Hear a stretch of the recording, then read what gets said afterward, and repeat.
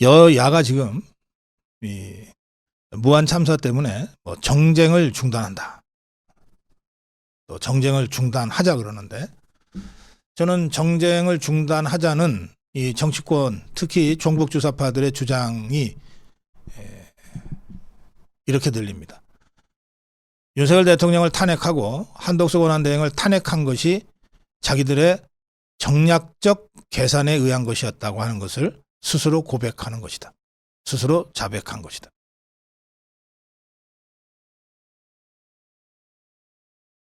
저것들이 입에 침도 바르지 않고 마치 대한민국을 구하기 위해서 윤석열 대통령을 탄핵한 것처럼 선전선동에 광분해왔지만, 실제로 저것들도 아는 거예요.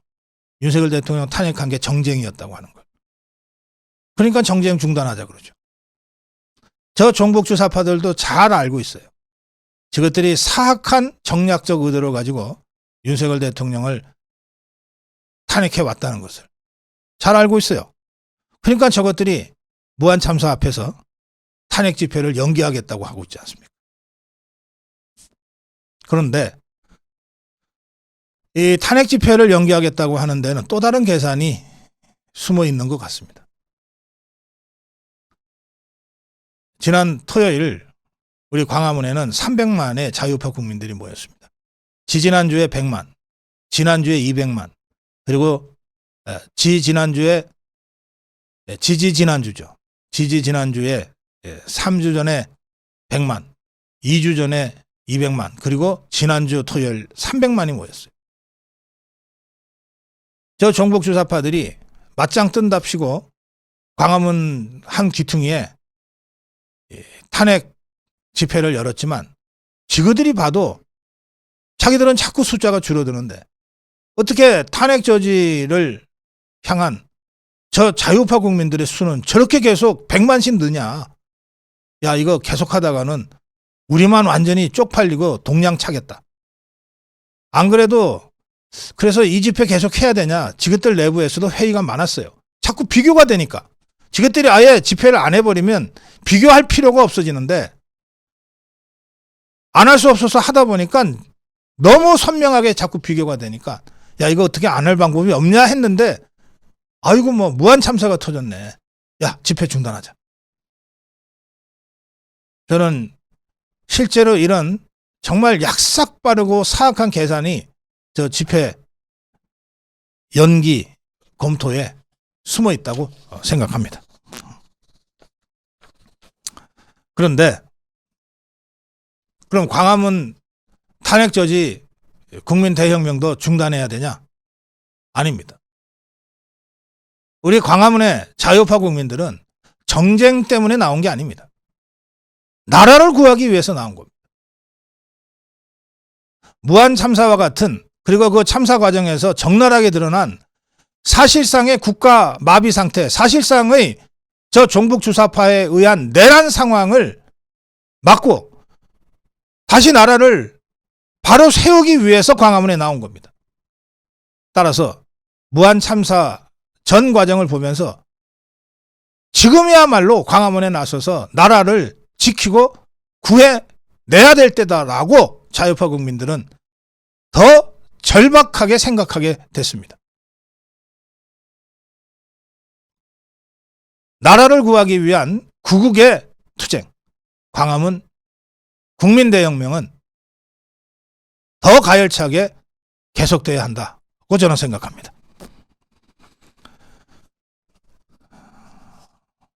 지난주 토요일 국민혁명대회 300만 명의 자유파 국민들이 총궐기했습니다. 최대 인원이 모였습니다. 특히 의미 있는 것은 지지난주 집회에 국민의힘 17개 시도당 위원장 중에 세종시당 현 위원장 이준배 위원장이 연단에 쓴 데 이어서 지난주 토요일에는 윤상현 의원이 현역 의원으로 처음으로 연단에 섰습니다. 윤상현 의원은 그동안 함께하지 못한 데 대해서 자유파 국민들께 사과드린다고 무릎 꿇고 사과의 절을 올리면서 늦었지만 지금부터라도 광장에서 자유파 국민들과 함께 저 종북 주사파와 끝까지 투쟁하겠다고 선언했습니다. 김민전 최고위원도 집회에 참가했습니다.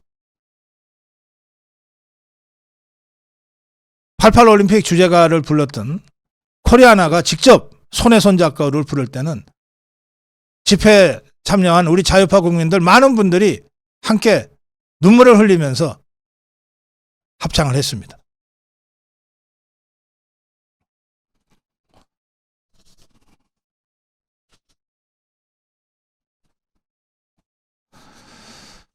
저희 고성우TV 아미고 동지 여러분들도 전국에서 거의 모든 아미고 회원들이 광화문에 나오셨고, 그리고 코리아나 호텔 앞에 쳐진 고성우TV 텐트로 모여주셨습니다.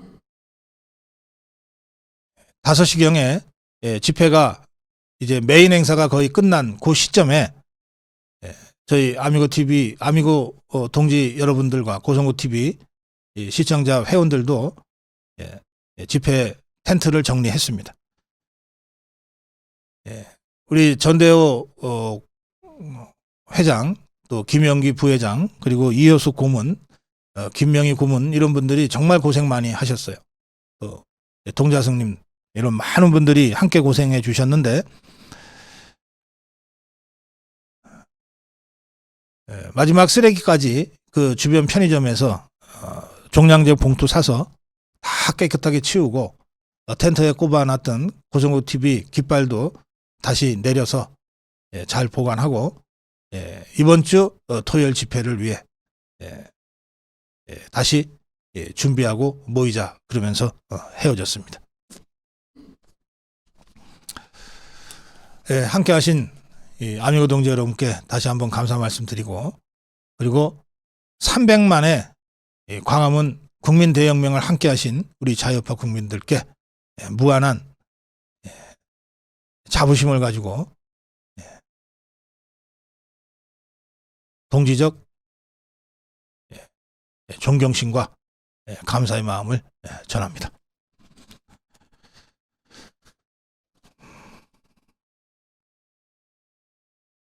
국민의힘은 아마 오늘 권영세 비대위원장 체제가 시작될 것 같습니다. 한동훈과 그 쓰레기들이 물러간 후 2주 만에 이제 당의 지도부가 출범을 하는데, 비대위원 소수로 구성하겠다는 입장만 지금 밝혀져 있고, 또 원내 중심으로 구성하겠다고 하는 얘기들이 나오고 있습니다. 김상훈 정책위 의장은 유임으로 가닥이 잡혔고, 이 사무총장에는 박대출 의원, 이양수 의원이 유력하게 거론되고 있는 상황이고, 권영세 비대위원장의 비서실장으로는 가장 전투력 강한 초선 의원 중에 한 명, 강명구 의원이 내정된 것으로 알려졌습니다만, 공식 발표를 기다려 봐야 되겠습니다. 이런 상황에서 두 가지 말씀을 제가 드리지 않을 수 없습니다. 첫째, 비대위원 구성과 관련해서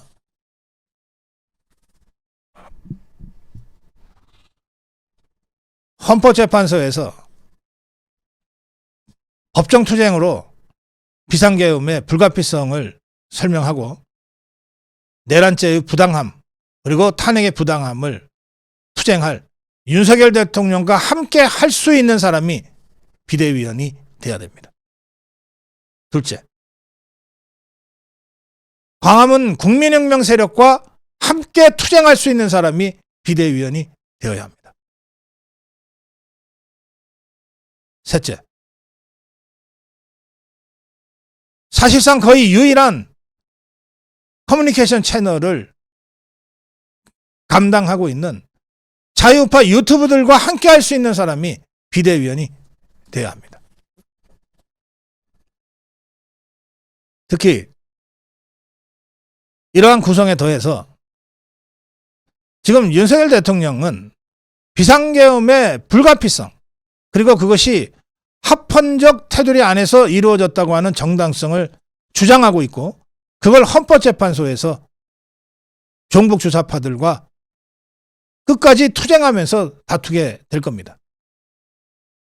우리 광화문 자유파 국민들도 윤석열 대통령의 헌법적 결단을 높이 평가하고 그 불가피성을 국민들한테 알리고 있습니다. 진짜 내란 세력은 저 종북 주사파들이다. 이런 주장을 하고 있어요. 그런데 이 상황에서 새로 출범하는 국민의힘 비대위원장이 대통령의 비상계엄을 잘못됐다고 시인하고 국민한테 사과하는 것은 그냥 판을 깨자는 것과 똑같습니다. 싸우기도 전에 고개부터 숙이는 것과 똑같습니다. 싸움도 하기 전에 100개 항복하는 것과 똑같습니다.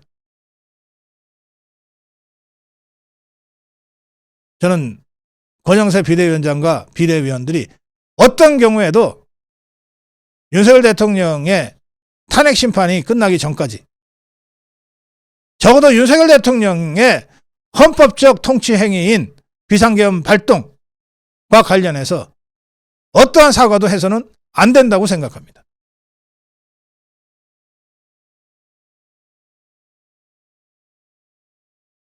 이 점을 권영세 비대위원장과 새로 구성할 비대위원들한테 다시 한번 강력하게 촉구하고, 만약에 그럼에도 불구하고 사과부터 시작하는 멍청한 짓을 한다면 함께 투쟁할 동지가 아니라 타도해야 될 대상이 될 수밖에 없다는 점도 미리 경고합니다.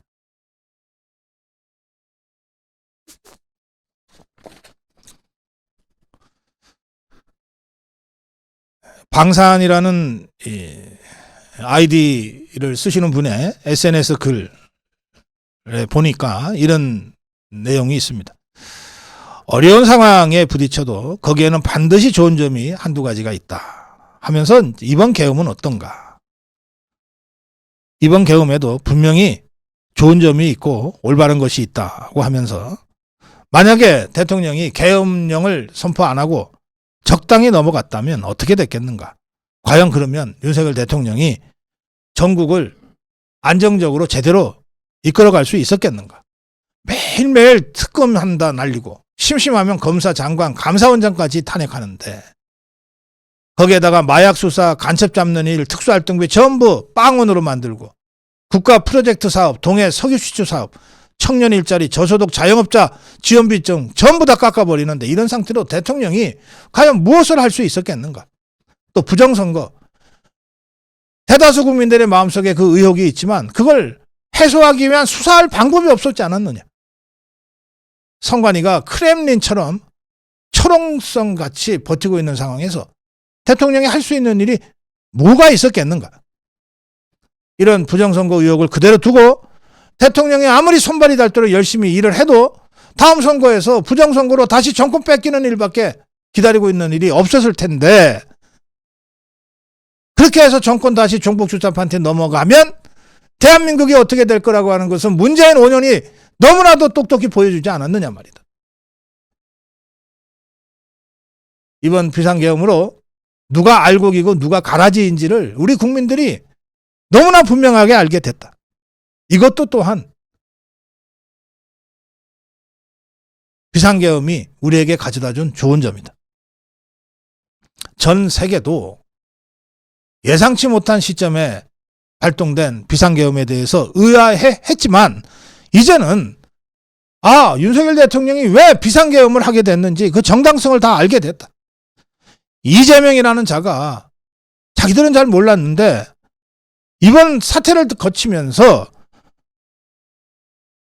전과가 4개나 있는 잡범이고 5개 재판에 12개 혐의로 수사받고 있는 범죄자이고, 매일매일 특검에 탄핵에 예산 빵원까지 마음대로 하는 의회 독재자라고 하는 것을 전 세계에서 이번에 똑똑히 알게 됐다. 또 한국의 부정선거가 매우 심각한 사안이라고 하는 것도 알게 됐다. 이재명 종북주사파 세력의 거짓 선동과 선동으로 추락하던 윤석열 대통령의 지지율이 왜 계엄 탄핵 후에 수직 상승하고 있는가?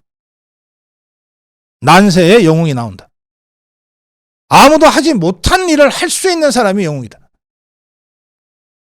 대통령의 계엄 발동 후에 그리고 탄핵당한 후에 의국충정에 충신 한덕수가 나왔고 제대로 국방장관다운 면모를 보이고 있는 김영현도 나왔다. 윤석열 대통령의 용단으로 국민의힘은 새롭게 체제를 정비할 수 있게 됐고 그리고 우리 자유파 국민들은 광화문에서 똘똘 뭉치고 있다. 탄핵으로 인해서 또 한덕수 탄핵으로 인해서 저 정북 주사파들은 오히려 스스로 자기 무덤을 파고 들어가고 있는 상황이다. 긍정의 힘, 희망을 버리지 말자. 네, 오늘 고성호 칼럼. 광화문 탄핵 저지 투쟁은 계속되어야 한다. 네, 고성호 칼럼. 판사 쇼핑. 체포영장은 인민 여론재판이다. 예, 연합뉴스는 윤석열 대통령 체포영장을 왜 서부지법에다가 청구했을까? 라고 하는 의문을 제기했습니다. 공수처가 통상적이라고 한다면 윤석열 대통령 체포영장을 서울중앙지법에 청구를 했어야 되는데 왜 서울중앙지법을 피해서 서울 서부지법에 청구를 했을까? 예, 서울 서부지법은 여러분들 잘 아시는 대로 마은혁이라는 자, 전개선이라는 자, 지금 소문난 그 극좌파 판사 둘이가 지금 헌법재판관 되겠다고 대기하고 있는 곳입니다. 그러니까 이 법원 중에서도 이 좌파들이 득식을 거리는 그런 곳입니다. 또 지금 이 공수처가 청구한 윤석열 대통령 체포영장을 심리할 판사 이순형 영장전담부장판사, 서울 서부지법의 이순영 영장전담부장판사는 우리법연구회 회원으로 활동한 이력이 있는 좌파판사, 대표적인 좌파판사 중에 하나입니다. 자, 그래서 정상적으로 하면 서울중앙지법에 체포영장을 청구해야 되는데 이것들이 대표적인 좌파 판사가 영장 전담 부장판사로 있는 서울 서부지방법원에 체포영장 청구를 했다. 이 자체가 정상적이지가 않다. 이런 얘기입니다.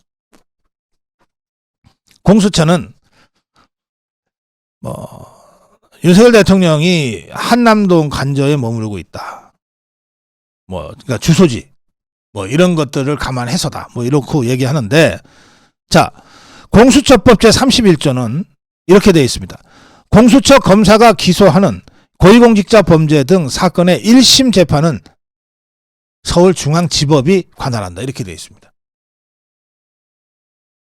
아예 이렇게 되어 있어요. 공수처 사건은 서울중앙지법이 관할한다. 그럼 당연히 체포영장이든 구속영장이든 서울중앙지법에다가 제출을 해야 되는 거죠. 다만 범죄가 일어난 장소나 증거가 있는 곳 또는 피고인의 특별한 사정을 고려해서 관할 법원의 공소를 다른 관할 법원에 공소를 제기할 수 있다 되어 있는데 이때 피고인의 특별한 사정은 이런 거예요. 피고인이 나 거기가 너무 머니까 내 집 가까운 데다가 좀 해주세요. 이건 피고인을 위한 배려 차원에서 바꿀 수 있다는 거예요.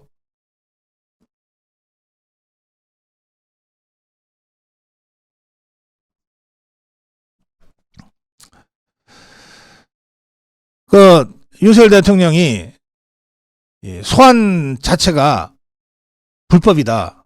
따라서 당연히 체포영장 청구도 불법이지만 그거를 영장을 청구를 한다면 당연히 중앙지법에서 청구를 해야지 웬 서부지법이냐.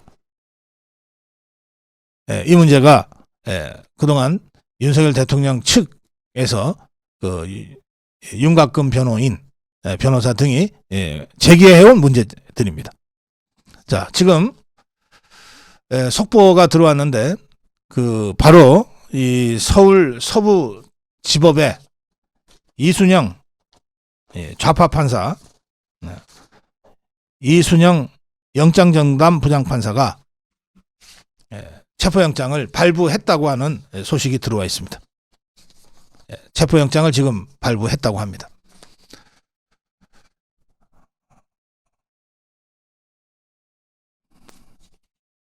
이것은 제가 어제 긴급방송에서도 얘기했지만 수사 권한이 없는 공수처가 불법으로 수사를 했고, 그리고 불법으로 체포영장을 서울중앙지법이 아니라 서부지방법원으로 가지고 갔고, 마치 판사 쇼핑하듯이 서부지법에서 그 좌파 판사가 기다렸다는 듯이 체포영장을 지금 발부한 상황입니다. 그러면 그 다음 좌파들이 밟을 수순은 이 영장을 가지고 공수처의 수사관들과 검사들이 이제 윤석열 대통령을 체포하러 한남동 관저로 가는 걸 겁니다.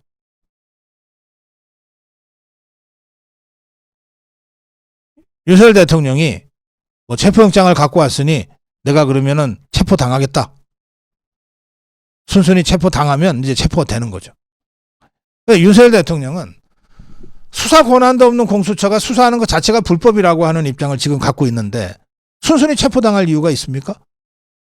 체포영장 청구 자체가 불법이라고 변호인단을 통해서 입장을 밝힌 윤석열 대통령이 그 불법으로 발부된 체포영장에 순순히 응한다는 게 말이 됩니까? 당연히 응하지 않을 겁니다. 윤석열 대통령이 응하지 않으면 공수처 검사나 수사관들이 이제 강제적으로 윤석열 대통령을 체포해야 될 텐데 수갑 가지고 가서, 포승줄 가지고 가서 한번 해보라 하시죠. 해보라 합시다. 한남동 관저에 대통령을 경호하고 있는 경호처 요원들을 물리력으로 제압하고 윤석열 대통령한테 강제적으로 체포영장 한번 집행해보라고 하죠. 그게 가능한지. 대통령 경호처 요원들의 저지 이전에 공수처 검사와 수사관들이 먼저 맞닥뜨릴 수밖에 없는 벽은 우리 자유우파 국민들의 벽입니다. 어제 오후 1시부터 한남동 관저 앞에 수천 명의 우리 자유우파 국민들이 모였습니다. 체포영장 강제 집행을 저지하기 위한 자유우파 국민들의 집회가 지금도 계속되고 있습니다. 또 체포영장 발부됐다고 하는 속보가 뜨자마자 모두 한남동으로 모이자고 하는 사발통문이 지금 돌고 있습니다.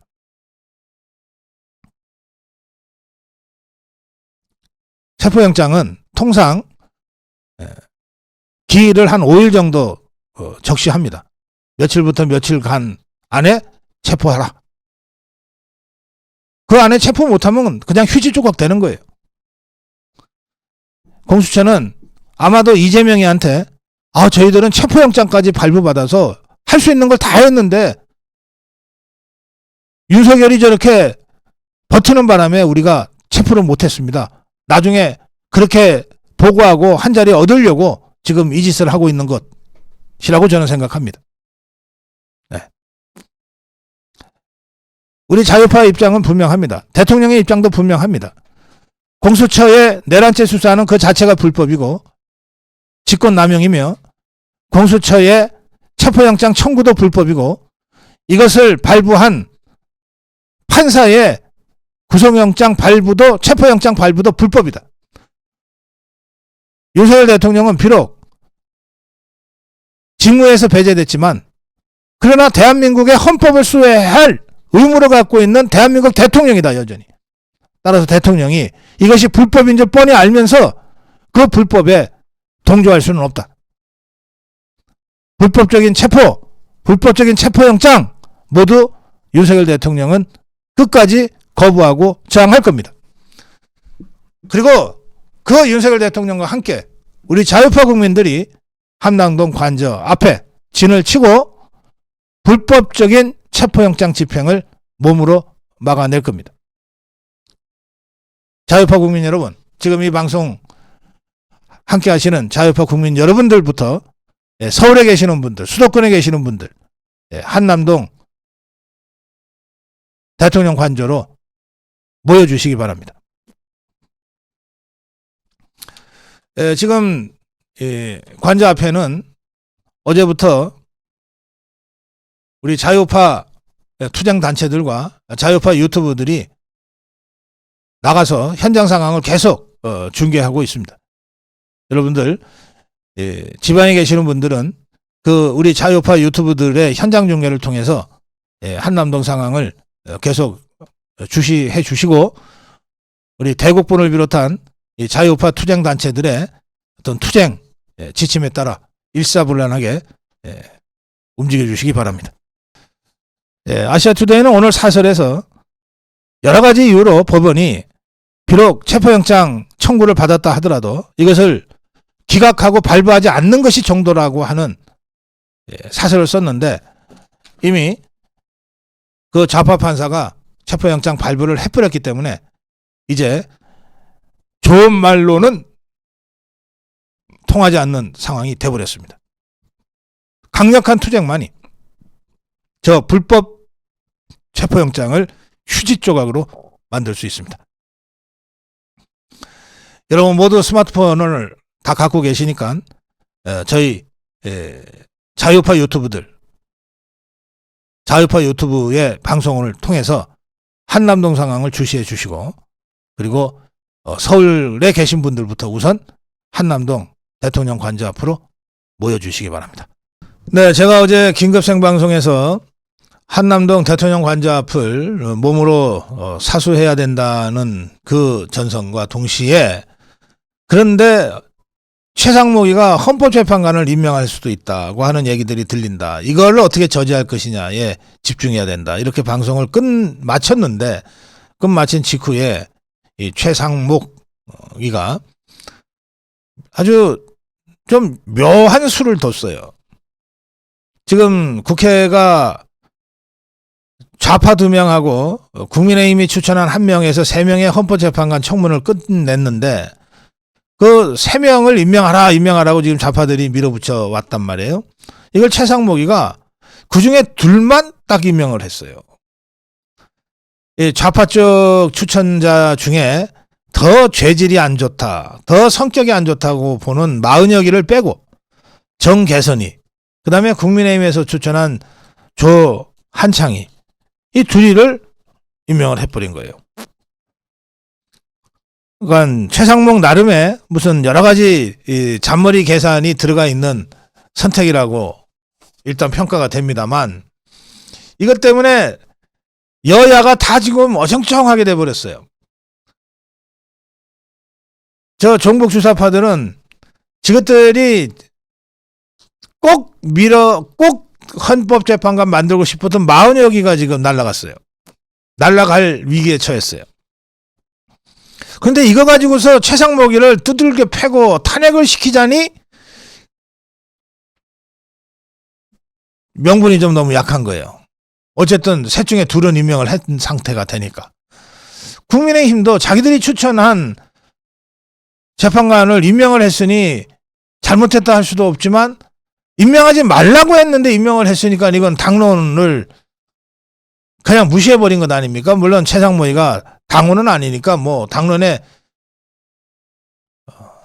강제받는 건 아니지만, 아니 뭐 같은 정부고 여당이면 같이 가야지.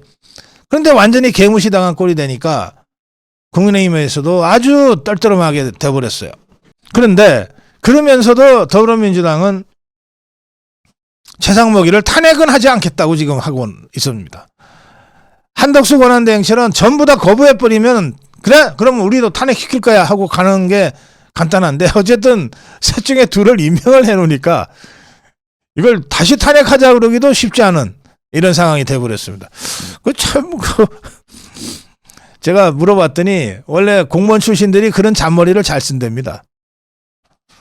이 사람 그냥 경제관료로 평생 여기까지 온 사람이라 그런 잔머리는 뭐 둘째가라면 서로 할 정도로 잘 쓴다는데, 어쨌든 지금 와서 이 최상목이의 이런 행동이 잘 됐냐 못 됐냐 뭐 이런 거 따질 필요가 없어졌어요. 그냥 기정사실화 돼버렸어요. 이제 헌법재판관은 이제 8명이 돼버렸습니다. 그래서 이 8명이 된 8인 체제 하에서 윤석열 대통령은 이제 탄핵 심판을 받아야 됩니다. 이거는 뭐 싫다 좋다의 문제가 아닙니다. 이게 그냥 팩트가 돼버렸어요. 뭐 국무위원들이 최상목이한테 다는 아니지만 몇몇 국무원들이 강력하게 항의도 했다고 합니다. 아니 왜 그런 문제, 그 중대한 문제를 왜 상의도 안 하고 당신 마음대로 하는 거야? 그러자 뭐 최상목이가 뭐 내가 저 월권을 하기는 했는데 뭐 어쩌고저쩌고 했다 그러는데, 이런 것들 다 그냥 버스 간 뒤에 또 손 흔드는 얘기랑 똑같습니다. 이미 다 끝나버렸어요. 되돌릴 수도 없어요. 대통령실도 매우 불쾌하겠지만 그렇다고 되돌릴 방법이 없어요. 더구나 민주당은 지금 아이고 뭐 최상목이 지금은 탄핵 안 하겠다 이러고 있는 판 아닙니까? 자, 그래서 저는 이렇게 봅니다. 지금 8명 8인 체제 하에서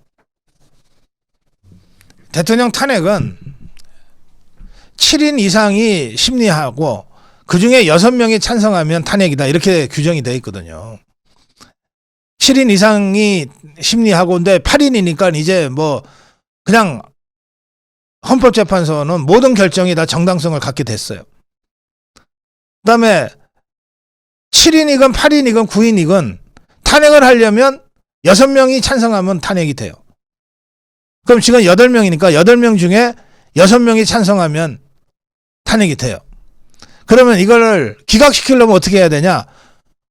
3명이 반대를 해야 기각이 되는 거예요. 3명이 반대하면 5명이 찬성 아니에요. 5명 찬성으로는 탄핵이 안 된다는 거예요. 그러니까 결론적으로 말씀드립니다. 6인 체제 하에서는 6명이 탄핵해야 되니까 그중에 1명만 반대해도 기각시킬 수가 있었어요. 1명만 반대해도 기각이에요. 근데 8명이 됐는데 8명이 되니까 3명이 반대해야 기각을 시킬 수 있는 거예요. 9명이 되면 어떻게 되냐? 9명이 되면 4명이 반대해야 기각을 시킬 수 있는 거예요.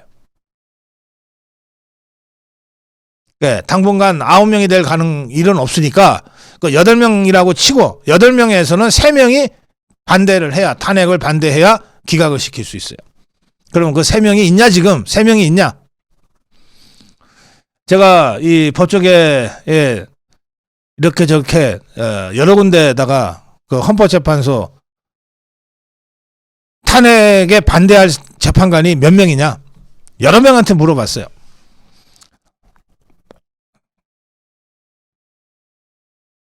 제가 들은 얘기를 종합하면 3.5명이랍니다. 3.5명. 탄핵 반대 3.5명. 무조건 탄핵 찬성해서 윤석열 대통령 끌어내리겠다는 좌파가 4.5명. 사람인데 3.5, 4.5가 어디냐? 그러니까 좀 헷갈리는 사람이 한둘 있다는 뜻입니다. 자, 대체로 내가 구체적으로 재판관 이름까지는 얘기하지 않겠습니다. 재판관 이름까지는 얘기하지 않겠는데요. 확실한 좌파가 넷이고 확실한 우파가 하나. 확실한 좌파가 넷, 확실한 우파가 하나입니다. 그럼 나머지 셋은 뭐냐 그러면 나머지 셋 중에 2명은 우파는 우파인데 확실치가 않다는 거예요. 우파는 우파인데 확실치가 않아. 그럼 나머지 하나는 뭐냐? 좌파는 아닌 것 같다. 조금 복잡합니까? 어쨌든 이렇게 제가 표현할 수밖에 없어요. 사람 이름을 갖고 얘기를 제가 안 하려고 하다 보니까 좌파는 아닌 것 같다가 1명, 우파는 우파인데 확실치가 않다가 2, 확실한 우파가 하나, 확실한 좌파가 넷. 수로 제가 들었습니다. 여러 군데에서 들은 얘기를 종합하니까. 자, 그래서 여기서 3명 이상이 반대하면은 대통령은 다시 복귀합니다. 죽음에서 돌아오는 거예요. 해볼 만한 게임이다. 최상목이가 헌법재판관을 임명하지 않고 버텼으면 확실한 우파가 한 명이 있는 이 상태에서 6명 중에 1명만 반대해도 기각이니까 그냥 게임이 끝나는 거였는데 이걸 최상목이가 버티지 못했습니다. 한덕수가 버티니까 이것 때문에 탄핵을 했는데 최상목이가 버티지 못한 거는 이렇게 해서 자기까지 탄핵당하고 국무회의가 전부 다 탄핵당할까봐 뭐 그랬다고 하는데 뭐 어쨌든 이미 다 지난 얘기니까 뭐라고 얘기하든 별 의미가 없어요. 이제 8명이 됐기 때문에 탄핵 반대 3명이 있어야 돼요. 그런데 확실한 반대가 1명. 반대는 반대인데 좀 흔들리는 반대가 2. 그리고 저 사람이 찬성은 아닌 것 같아. 반대도 아니지만 하는 게 하나가 더 있어요. 자, 이 상태에서 이 탄핵 재판관들 법리적으로 대통령이 잘 싸워줘야 됩니다. 그래서 진짜 헌법재판소에서의 심리에서 윤석열 대통령이 어떤 태도로 설득력 있게 법정 투쟁을 하는가가 굉장히 중요해졌어요. 이미 확실한 게 딱 입장이 정해져 있는 사람들로 다 구성이 돼 있으면 대통령이 아무리 법정 투쟁을 잘해도 탄핵 하고 끝날 텐데 지금 상황이 그렇지가 않다는 거예요. 그래서 대통령의 법정 투쟁이 굉장히 중요하다.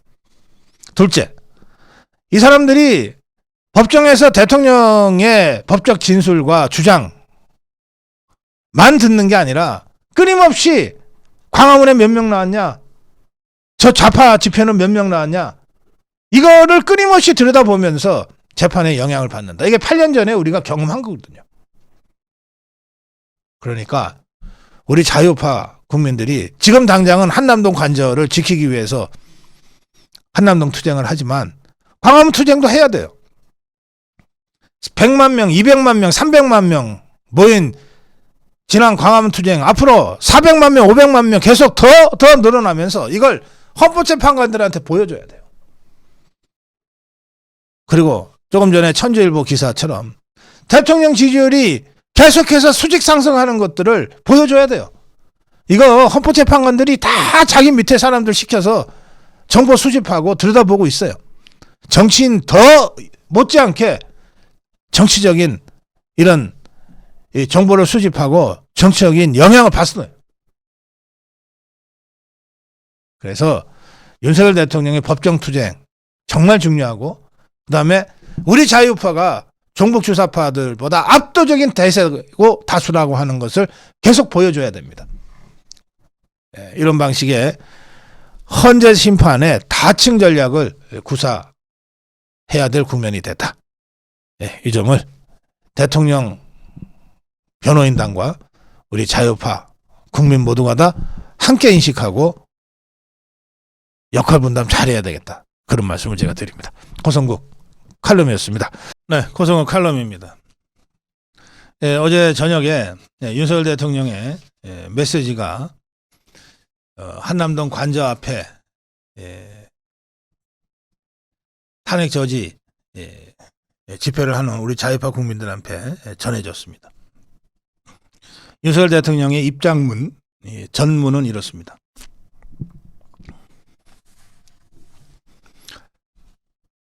자유와 민주주의를 사랑하는 애국 시민 여러분,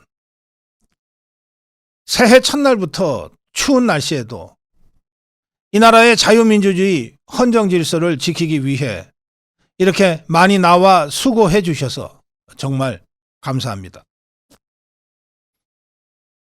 저는 실시간 생중계 유튜브를 통해 여러분께서 애쓰시는 모습을 보고 있습니다. 정말 고맙고 안타깝습니다. 그리고 추운 날씨에 건강 상하시지 않을까 걱정도 많이 됩니다. 나라 안팎의 주권 침탈 세력과 반국가 세력의 준동으로 지금 대한민국이 위험합니다.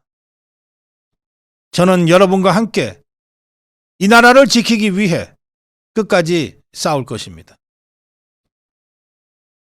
국가나 당이 주인이 아니라 국민 한 분 한 분이 주인인 자유민주주의는 반드시 승리합니다. 우리 더 힘을 냅시다. 정말 감사하고 또 감사합니다. 새해 여러분의 건강과 건승을 빌겠습니다. 대통령의 이 입장문, 이걸 보면서 문득 한 50여 년 전에 어느 나라에서 벌어졌던 일이 생각이 났어요. 그 50여 년 전에는 자고 일어나면 쿠데타나 좌익 혁명 세력이 불법적으로 권력을 장악하고 합법적으로 선출된 대통령 쫓아내고 막 그럴 때인데요. 그런 어느 날입니다. 그 한 대통령이 라디오 방송 마이크 앞에 앉았어요. 대통령 궁에서 그 마지막 하나 남은 라디오 방송국을 연결을 해서 마지막 연설을 합니다. 지금 그 반군이 모든 언론을 장악하고 지금 내가 있는 이 대통령궁으로 쳐들어오고 있는데 아마도 이 방송이 내가 국민들께 드리는 마지막 방송이 될 것 같은데 저는 끝까지 싸우겠습니다. 여러분들 건강하시고 행복한 내일이 있으시길 바랍니다 하고 대한민국 만세하듯이 그 나라의 국호를 부르면서 이렇게 마지막 방송을 했어요. 그리고 그 불과 몇 시간 후에 반군하고 총격전 끝에 대통령궁에서 죽었습니다.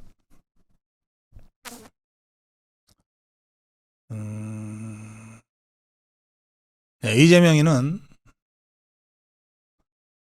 대통령 끌어내야 된다. 이런 주장을 했어요. 지금 불법적인 영장 발부를 받고 거기에 불법적으로 경호처 꼼짝 못하게 협박하면서 집행하겠다는 거잖아요. 오늘 중에 집행한다는 얘기도 있고 오늘까지 못하면 내일은 민노총이 나서서 지그들이 직접 끌어내겠다고 하고 있습니다. 자, 예전에는요.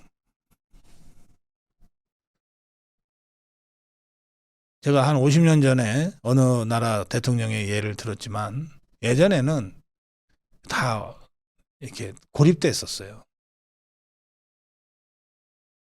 지금 우리 윤석열 대통령과 자유파는 완전히 한 몸이 돼 있어요. 완전히 한 몸이 돼 있어요. 윤석열 대통령과 관자 앞을 지키는 우리 자유파 국민들, 그리고 이번 주 토요일 날 광화문에 겹칠 수백만 명의 자유파 국민들, 그리고 전 세계의 우리 대한민국 국민들이 다 한 몸으로 연결돼 있습니다. 실시간 소통이 되고 있어요. 대통령이 유튜브만 본다는 얘기를 그 기성 언론들이 참 식인지 질투인지 하면서 자꾸 저한테도 그걸 물어보던데. 자, 한남동 관저 앞의 자유파 집회를 조중동이 됐건 KBS MBC가 됐건 현장을 제대로 생중계해주면은 대통령이 뭐하러 유튜브만 보겠어요. 그 방송을 통해서도 현장을 볼 수 있으면 그 방송도 보겠지. 어떤 방송도 어떤 언론도 지금 한남동 앞에 자유파 국민들의 그 처절한 투쟁을 그 목소리를 전하지 않잖아요. 유일하게 자유파 유튜브들만 이걸 전하고 있잖아요. 그러니 윤석열 대통령도 관저 앞에 사람들이 모여서 대통령 지키기 위해서 투쟁을 한다는데 그걸 볼 수 있는 유일한 방법이 자유파 유튜브 아닙니까? 그러니 유튜브를 통해서 볼 수밖에 해요. 이게 문제입니까? 왜 대통령은 유튜브만 보냐고 여전히 문제 제기를 할 거예요?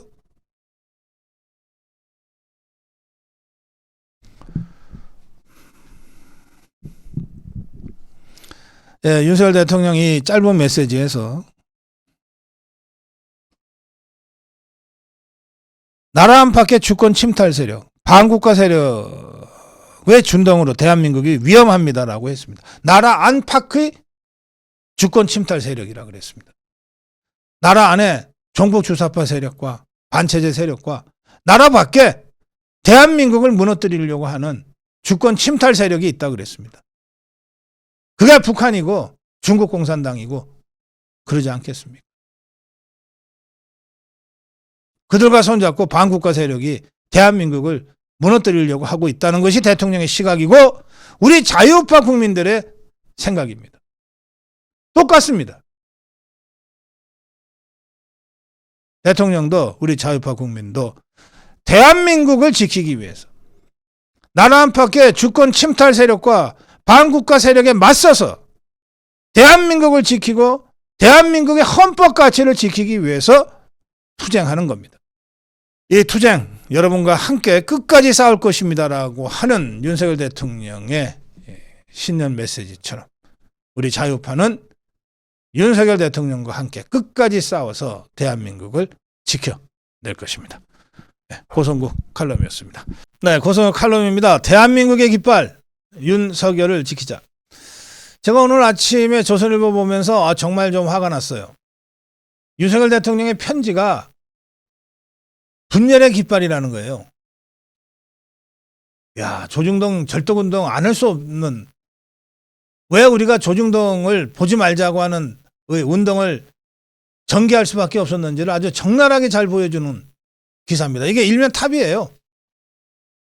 윤석열 대통령의 손편지, 물론 직접 손으로 쓴 게 아니라 이렇게 컴퓨터로 입력해서 보낸 A4 한 3분의 2밖에 안 되는 편지입니다. 그게 분열의 깃발이라는 거예요. 제가 그래서 너무 황당해서 그 윤석열 대통령의 편지를 다시 한번 찾아봤어요. 3분의 2도 아니네. A4 절반밖에 안 되는 거예요. 자, 제가 처음부터 끝까지 읽어드릴게요. 자유와 민주주의를 사랑하는 애국 시민 여러분, 새해 첫날부터 추운 날씨에도 이 나라의 자유민주주의 헌정 질서를 지키기 위해 이렇게 많이 나와 수고해 주셔서 정말 감사합니다. 저는 실시간 생중계 유튜브를 통해 여러분께서 애쓰시는 모습을 보고 있습니다. 정말 고맙고 안타깝습니다. 그리고 추운 날씨에 건강 상하시지 않을까 걱정도 많이 됩니다. 나라 안팎의 주권 침탈 세력과 반국가 세력의 준동으로 지금 대한민국이 위험합니다. 저는 여러분과 함께 이 나라를 지키기 위해 끝까지 싸울 것입니다. 국가나 당이 주인이 아니라 국민 한 분 한 분이 주인인 자유민주주의는 반드시 승리합니다. 우리 더 힘을 냅시다. 정말 감사하고 또 감사합니다. 새해 여러분의 건강과 건승을 빌겠습니다. 윤석열 대통령의 편지는 이거예요. 이게 국민을 분열시키는 편지입니까? 국내에 나라 안팎의 주권 침탈 세력과 싸우겠다는 것이 국론 분열이에요.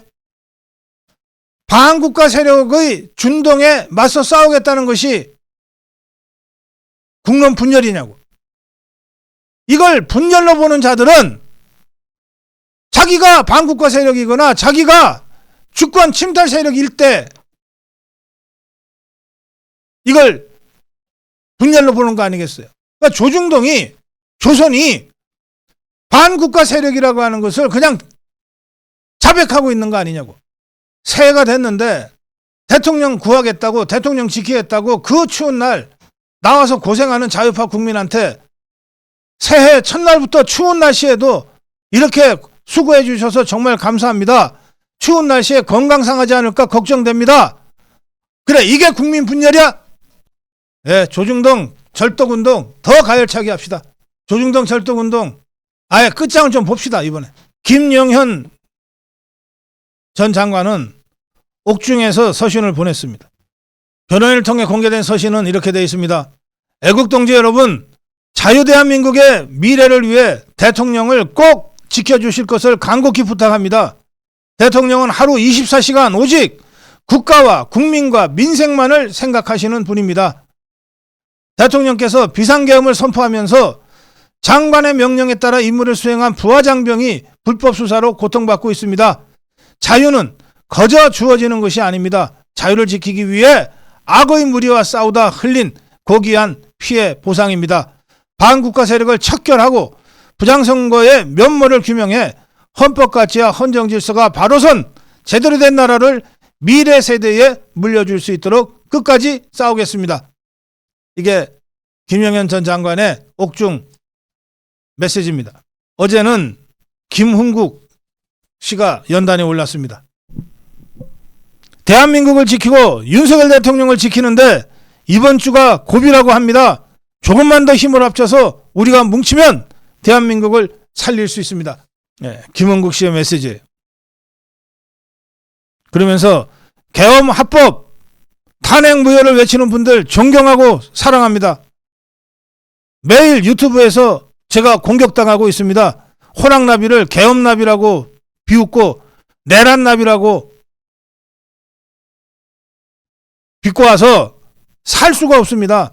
대한민국은 왜 이렇게 됐는지 모르겠습니다. 대한민국 지키고 윤석열 대통령 지키는데 이번 주가 고비라고 하니 조금 더 힘을 모읍시다. 어제 한남동 관저 앞 집회에는 윤상현, 김민전 두 국민의힘 의원도 나왔습니다. 김민전은 가는 곳마다 중국인들이 탄핵 소추에 찬성한다고 나서고 있지 않나. 한 번도 농사 짓지 않던 트랙터가 대한민국 서울 시내를 돌아다니지 않나. 이게 바로 탄핵 사태의 본질 아니냐. 윤상현은 공수처가 내란죄를 직권남용죄로 수사하겠다는 것이야말로 언어 도단이고 불법이다. 좌파 사법 카르텔의 온상이 바로 서부지법이다. 세상에 어떻게 판사가 입법권을 가질 수 있는가? 윤석열 대통령은 이제 대한민국 체제 수호의 대명사가 됐다. 자유민주주의 요체는 상권분립에 있다. 윤석열 대통령은 대한민국 체제 수호의 대명사가 됐다. 네, 오늘 고성호 칼럼 대한민국의 깃발 윤석열을 지키자. 저희 아침 정규방송 마치는 대로 다시 한남동 대통령 관저 앞 탄핵 저지 집회에 가서 우리 자유파 국민들과 함께 투쟁하겠습니다.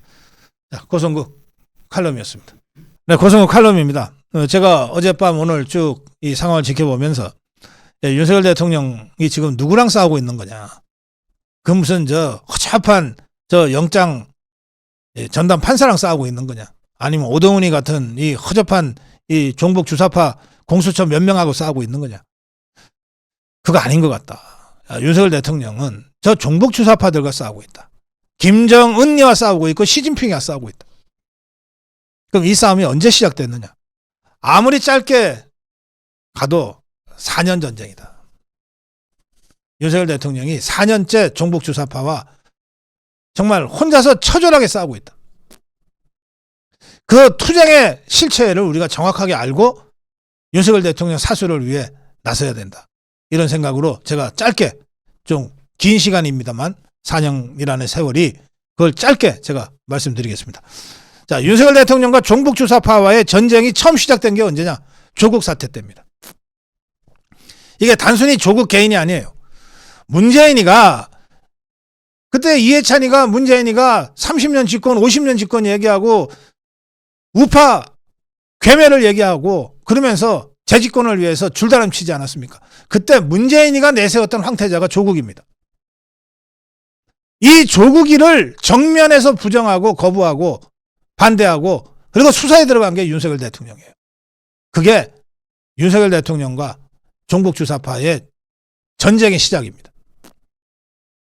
그 당시에 문재인이나 조국이나 추미애나 박범계나 다 윤석열 검찰총장을 이렇게 생각했을 거예요. 아, 이거 우파 죽이려고 사냥개 하나 키웠더니 이게 사냥개가 아니고 호랑이였네.